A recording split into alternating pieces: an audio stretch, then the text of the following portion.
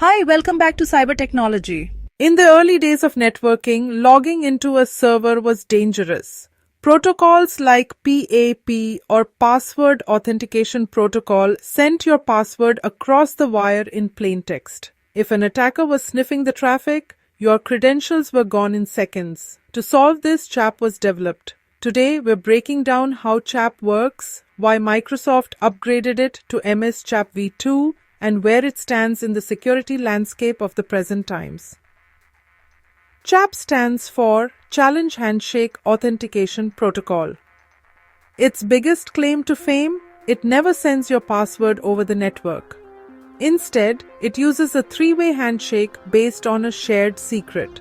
Think of it as a secret math problem. The challenge? The server sends the client a random string of data or the nonce. The response? The client takes that random data, adds their password or the secret, and runs it through a one-way hash or MD5. It sends only the resulting hash back to the server. The verification? The server does the exact same math. If the hashes match, the server knows the client has the right password without either side ever saying it out loud. The win?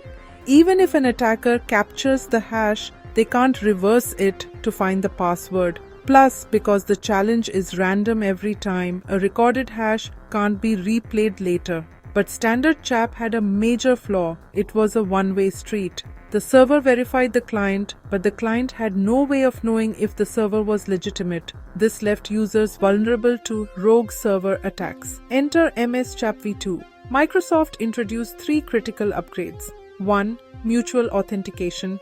Now the client challenges the server back. Both parties must prove they know the secret. This prevents you from accidentally logging into an evil twin access point.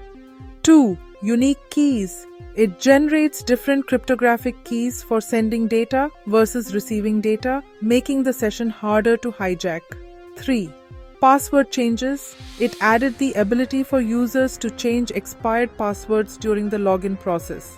Here is the cyber technology reality check.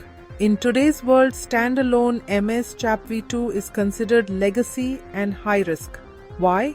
Because it relies on older hashing logic that can be cracked in minutes using modern cloud cracking services. If an attacker captures the handshake, they can brute force the password offline.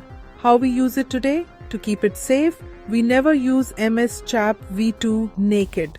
We wrap it inside an encrypted tunnel like PEAP or protected EAP. This creates a secure outer shell that protects the handshake from being seen by anyone on the network. However, the industry is moving toward EAP-TLS, which replaces passwords entirely with digital certificates. It's faster, more secure, and impossible to guess or crack via a handshake. So to summarize, CHAP stopped the plain text leak, MS CHAP v2 added mutual trust, and today we wrap them both in encryption to keep the bad actors out.